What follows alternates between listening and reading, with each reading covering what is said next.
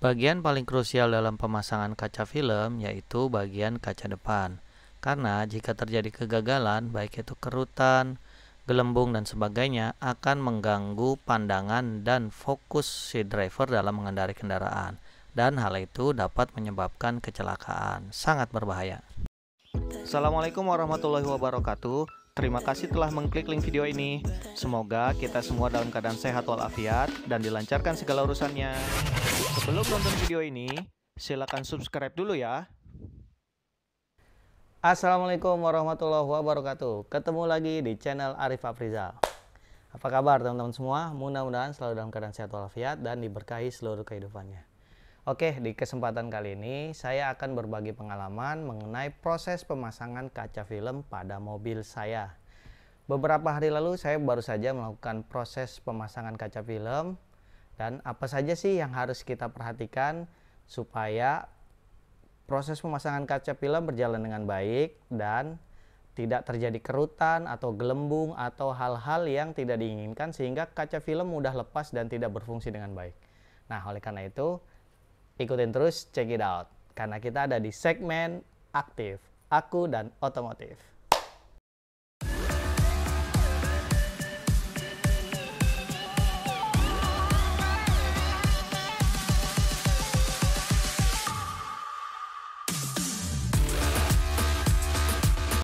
Sebelum dilakukan pemasangan kaca film, sebaiknya konsumen, teknisi, ataupun pihak workshop melakukan pengecekan bersama terhadap kaca di sekeliling mobil. Apakah telah terjadi baret atau kerusakan kaca sebelumnya, sehingga setelah dilakukan pemasangan kaca film, kita bisa melihat apakah ada kerusakan akibat pemasangan kaca film atau hal-hal yang tidak diinginkan, sehingga hal tersebut tidak dispute atau tidak menjadi sebuah perselisihan antara konsumen, teknisi, ataupun pihak workshop yang mengakibatkan adanya kerugian di salah satu pihak. Setelah dilakukan pengecekan bersama, sebaiknya dilakukan pencatatan pada form bagian mana pada kaca yang telah terjadi kerusakan, baik itu baret, retak, dan sebagainya sebelum pemasangan kaca film. Sehingga setelah nanti selesai pemasangan kaca film, kita bisa membandingkan apakah ada kerusakan tambahan dan sebagainya. Sehingga jika ada kerusakan tambahan yang sebelumnya tidak dikomunikasikan oleh pihak workshop, maka konsumen bisa meminta tanggung jawab pihak workshop. Namun apabila hal tersebut sudah dikomunikasikan, maka hal tersebut sudah menjadi risiko dan tanggung jawab konsumen yang ingin memasang kaca film. Proses pertama adalah pencopotan atau pelepasan kaca film yang lama atau bawaan sebelumnya. Di sini harus hati-hati ya. Mudah-mudahan tidak ada kaca film yang tertinggal saat dilakukan pencopotan. Proses kedua adalah proses pengukuran atau fitting kaca film pada seluruh kaca kendaraan mobil kita. Dimulai dari pengukuran atau fitting kaca depan, kaca samping, kaca belakang, dan kaca kecil. Khusus untuk pengukuran kaca depan, kaca belakang, dan kaca kecil yang pada umumnya bentuk kacanya agak melengkung, maka dilakukan pemanasan dan penarikan terhadap kaca film agar lebih presisi dan lebih fit terhadap kaca depan, kaca belakang, dan kaca kecil yang akan dipasang. Proses yang ketiga adalah pembersihan sisa-sisa lem dari kaca kendaraan kita akibat dari kaca film sebelumnya menggunakan air sabun dan alat cutter, sehingga harus dilakukan secara hati-hati agar tidak merusak atau membaret kaca kendaraan kita. Proses pembersihan dilakukan beberapa tahap untuk memastikan tidak ada lem atau kotoran yang tertinggal pada kaca. Khusus untuk kaca depan, harus dilapisi oleh lap agar air sabun tidak menetes dan merusak komponen elektronik yang ada di dalam dashboard depan.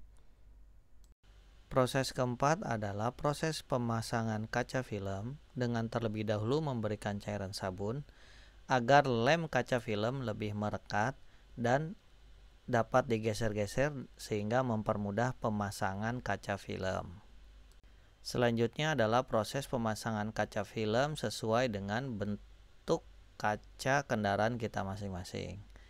Hal ini harus dilakukan secara presisi sehingga kaca film yang dipasang memang menutupi seluruh bagian kaca yang tersedia, namun juga tidak mudah lepas.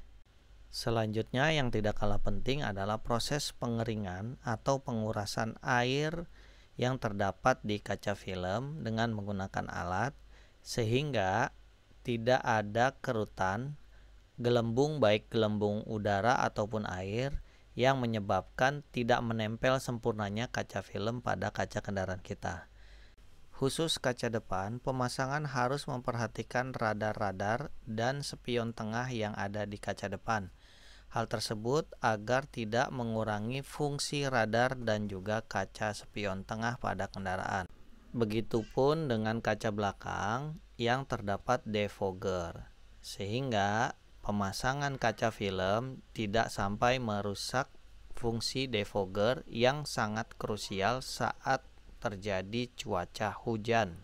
Alhamdulillah, proses pemasangan kaca film pada kendaraan saya telah selesai. Sekarang waktunya proses bersih-bersih dari sisa sampah akibat proses pemasangan dan juga melakukan fogging sebagai bonus dari workshop supaya kendaraan kita wangi.